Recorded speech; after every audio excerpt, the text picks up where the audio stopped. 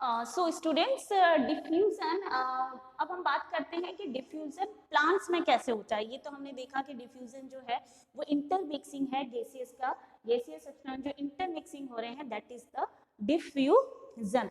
But अब ये जो डिफ्यूजन है वो हमारे प्लांट सेल्स में जब हो रहा है, प्लांट सेल्स के अंदर कुछ सेलेक्टिवली मटेरियल को जब ये इन और आउट हो रहे हैं, बट ये कैसे होंगे, ये होंगे higher concentration region to lower concentration reason.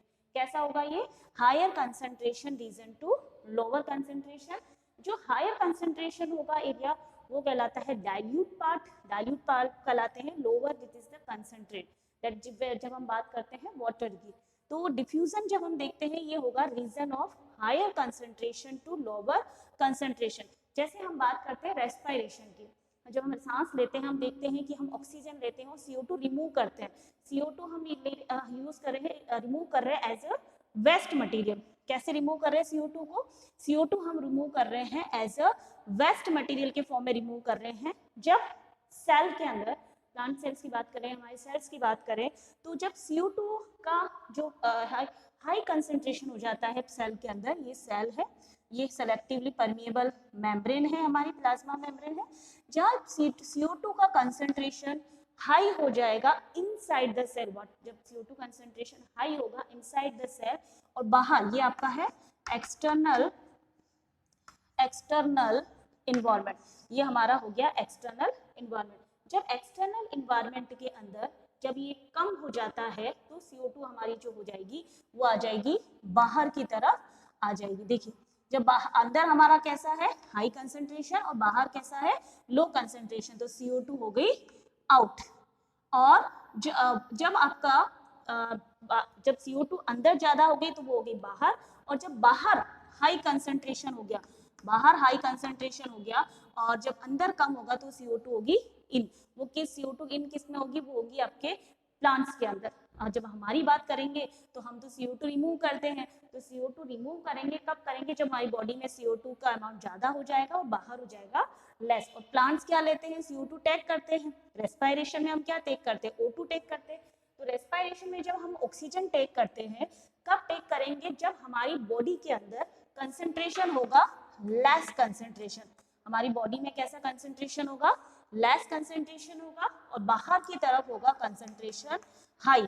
So high concentration से CO2 इन आ जाएगा, और जब सेम इसी तरह से उल्टा होगा कि हमारी बॉडी में वो ऑक्सीजन की कंसंट्रेशन हाई हो जाएगी, तो हाई कंसंट्रेशन से वो कहाँ चला जाएगा? बाहर चला जाएगा। तो ऑक्सीजन हाई कंसंट्रेशन से लो कंसंट्रेशन में इस तरह से मूव होगी। तो इसमें आपको बिल्कुल भी कंफ्यूजन नहीं होना है।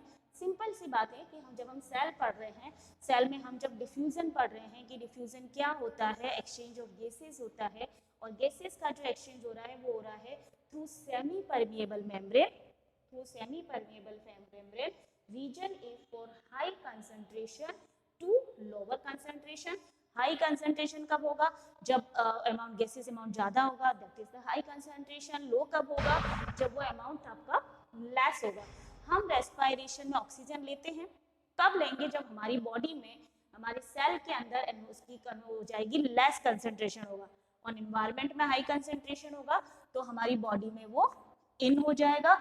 और जब हम CO2 रिमूव करते हैं, जब हमारी बॉडी में वो हाई हो जाएगी, बाहर लेस होगा तो वो बाहर आ जाएगी। इसी तरह से जब हम प्लांट की बात करते हैं तो प्लांट CO2 टेक करते हैं और ऑक्सीजन रिमूव करते हैं।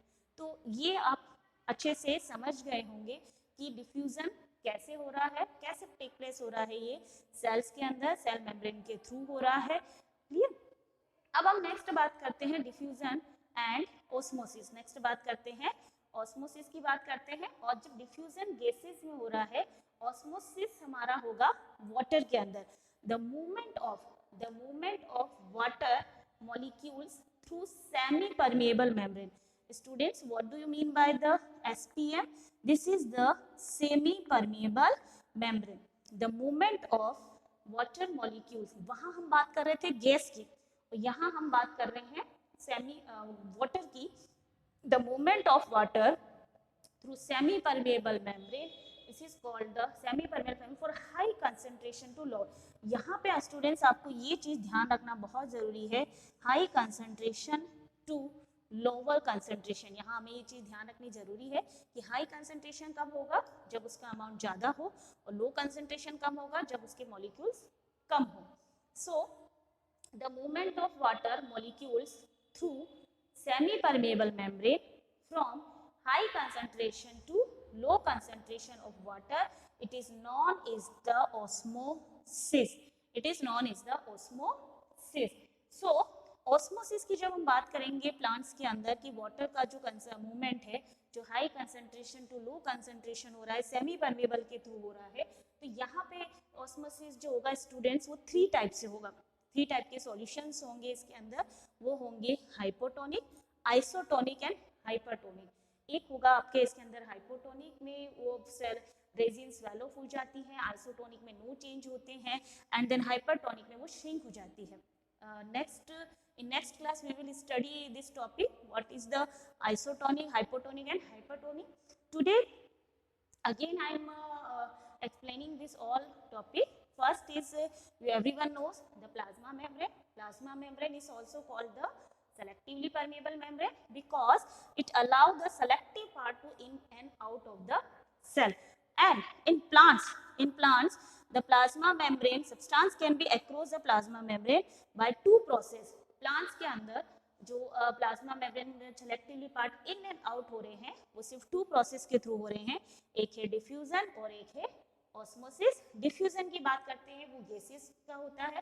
प्लांट्स में जब ये सेमी परमेबल मेम्ब्रेन से सेल मेम्ब्रेन से इन और आउट हो रहे हैं तो वो डिफ्यूजन है।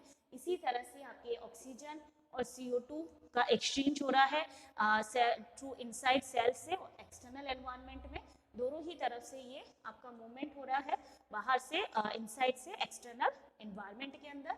और जब हम बात करते हैं ऑस्मोसिस के अंदर, सो ये वाटर मॉलिक्यूल का मूवमेंट होता है through semi permeable membrane from high concentration to low concentration of water. और ऑस्मोसिस जो होगा वाटर का वो हम इसमें हम एक वाटर को लेंगे, एक हम यूज करेंगे salt and sugar also use करेंगे। सो ये 3 टाइप से होगा, hypotonic, isotonic and hypertonic. So in next class we will study about the 3 process of osmosis. So note down these all topics in your notebook.